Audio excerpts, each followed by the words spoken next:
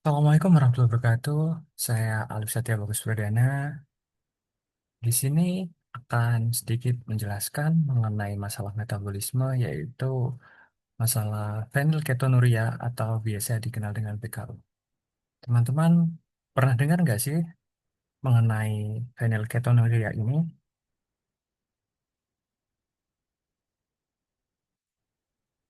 Nah, fenilketonuria atau bisa disingkat dengan PKU, ya, memiliki latar belakang klinis. Fenilketonuria ini merupakan penyakit genetik metabolik yang diturunkan secara autosom resesif, disebabkan oleh defisiensi enzim fenilalanin hidroksilase atau disingkat dengan enzim PAH. Nah, enzim ini bertugas mengubah fenilalanin dalam tubuh menjadi tirosin. Nah, akibat dari penyakit ini yaitu terjadi penumpukan fenilalanin dalam darah dan jaringan, yang dapat mengakibatkan keracunan atau bersifat toksik bagi otak.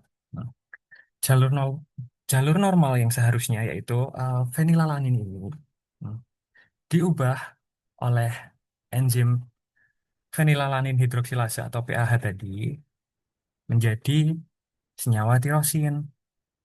Nah, jalur pada PKU, pada jalur enzim PAH terhambat sehingga fenilalanin numpuk.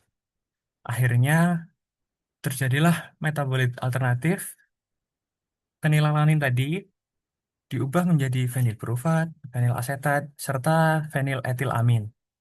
Dampaknya bagi tubuh, senyawa ini bersifat toksik, menumpuk dan diekskresikan.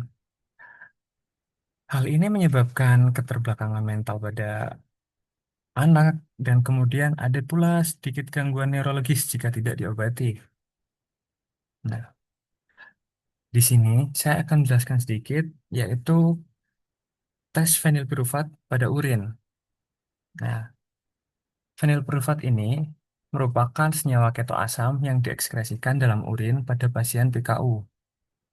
Tanda klinisnya yaitu peningkatan fenilpiruvat dalam urin yang dapat dites menggunakan tes strip urin.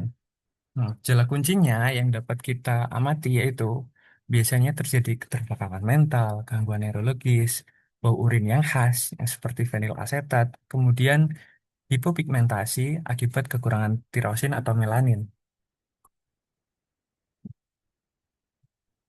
Kita dapat melakukan tes ini dengan dasar analisis dari uji ferric chloride.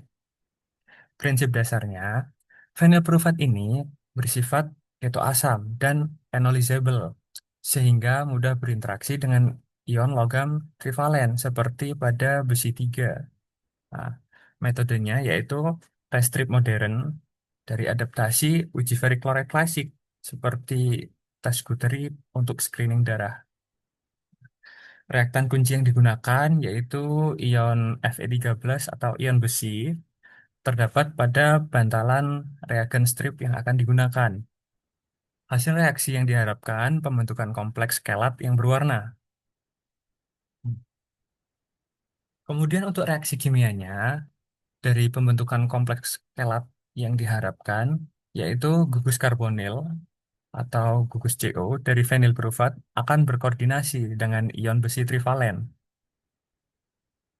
Nah, kemudian kontribusi enolnya sendiri, yaitu fenilpiruvat dalam urin, berada dalam kesetimbangan keto enol untuk membentuk enol yang lebih kuat dengan Fe13.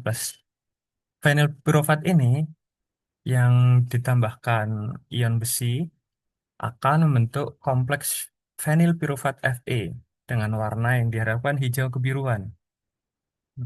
Hasil ini karena kompleks kelat yang terbentuk menyerap cahaya pada panjang gelombang tertentu, menghasilkan warna hijau kebiruan yang sangat khas. Kemudian untuk preparasi metode analisis strip ini yaitu urin digunakan langsung, tidak perlu perlakuan khusus. Dilakukan pencelupan strip yang akan digunakan yang mengandung ion besi yang tadi terdapat pada bantalan strip ke dalam urin sekitar kurang lebih 5 detik. Kemudian diinkubasi, ditiriskan kelebihan cairan dan ditunggu umumnya 30 hingga 60 detik. Kemudian kita melakukan tahap interpretasi yaitu diamati dan dibandingkan perubahan warna yang terjadi dengan standar kit.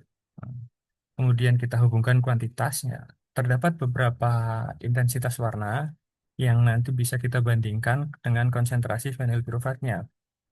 Ya, di sini ada hasil negatif, tidak ada perubahan warna secara signifikan. Ada pula hasil positif lemah, dihasilkan warna hijau pucat, indikasi peningkatan ringan. Kemudian ada juga hasil positif kuat dengan warna hijau kebiruan pekat, konsentrasi tinggi. Kemudian batasan-batasan dari screening dan konfirmasi diagnosis ini sendiri yaitu kelebihannya metode ini cepat, praktis, dan penting untuk deteksi dini. Sedangkan keterbatasannya sendiri, reaksi Fe3+ tidak sepenuhnya spesifik. Beberapa senyawa keto asam atau fenolik lain, misalnya jika kita mengkonsumsi obat-obatan atau dari metabolit penyakit lain, juga dapat bereaksi dan menghasilkan warna. Hmm. Akhirnya dari situ dapat disimpulkan secara klinis test strip hanya memberikan hasil kualitatif atau semi kuantitatif yang berfungsi sebagai pengujian awal atau screening awal saja. Tidak bisa untuk kepastian secara 100%. Diperlukan metode lanjutan yang lebih spesifik dan kuantitatif. Berikut merupakan beberapa sumber jurnal atau bacaan yang saya gunakan. Begitulah materi atau yang saya jelaskan mengenai masalah metabolit dalam tubuh kita. Terima kasih semuanya. Semoga ilmunya bermanfaat. Assalamualaikum warahmatullahi wabarakatuh.